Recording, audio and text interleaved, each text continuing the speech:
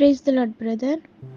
నా పేరు హెప్సిబా. నేను నెల్లూరు నుంచి నా సాక్ష్యాన్ని పంచుకుంటున్నాను.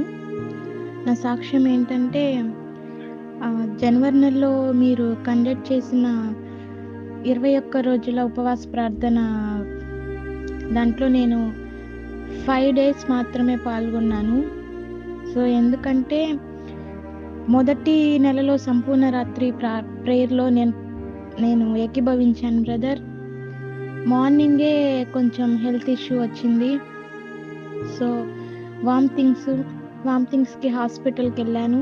అడ్మిట్ చేసుకున్నారు. అడ్మిట్ చేసుకొని నీకు ఊపిరితిత్తులు బాలేవు, గుండె బాగలేదు, హార్ట్ బీట్ సరిగా కొట్టుకోవడం లేదు, అమ్మాయికి సీరియస్‌గా ఉంది, చెన్నై తీసుకెళ్ళాలి అని చెప్పారు. మా సిస్టర్‌కి చెప్పాను నేను ఆ సమయంలో. నా దాంట్లో వాట్సాప్‌లో బ్రదర్ జాషువా గారు అని ఫీడ్ చేసుకుంటాను. మీరు ఆ నంబర్‌కి ఇన్ఫార్మ్ చేయండి, కొంచెం ప్రేయర్ చేయమని చెప్పాను. తర్వాత మా సిస్టర్ మీకు ప్రేయర్ లైవ్ వస్తుంటే లైవ్‌లో టైప్ చేసి పెట్టారంట, ఇట్లా మా సిస్టర్‌కి హెల్త్ బాలేదు అని. తర్వాత చెన్నైకెళ్ళాలి అనంటే చాలా సీరియస్ కండిషన్‌లోకి వెళ్ళిపోయాను. పల్స్ పడిపోతుంది, హార్ట్ బీట్ తగ్గిపోతుంది. చాలా అంటే చాలా ఐసీయూలో కూడా పెట్టారు నన్ను.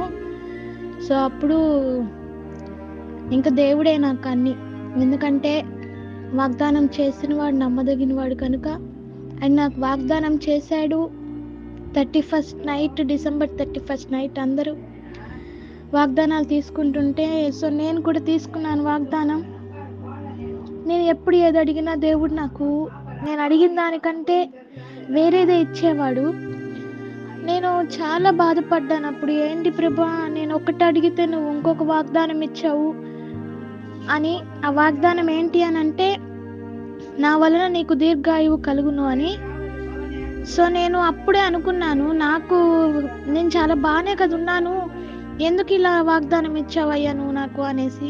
తర్వాత తెలిసింది నాకు హెల్త్ ఇష్యూ రాబోతుంది కాబట్టే దేవుడు నాకు ముందుగానే వాగ్దానం ఇచ్చాడు. ఆయన నమ్మదగినవాడు, మాట తప్పనివాడు దేవుడు. ఖచ్చితంగా దేవుడు నిజంగానే ఆయన ఇచ్చిన వాగ్దానం నెరవేర్చాడు నా జీవితంలో.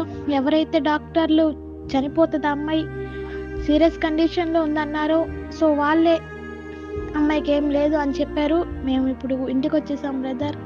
నేను ఇప్పుడు చాలా యాక్టివ్గా ఉన్నాను, నా హెల్త్ కూడా బాగుంది. ప్రే చేసిన మీ అందరికీ నా వందనాలు చెల్లిస్తున్నాను. Thank you so much.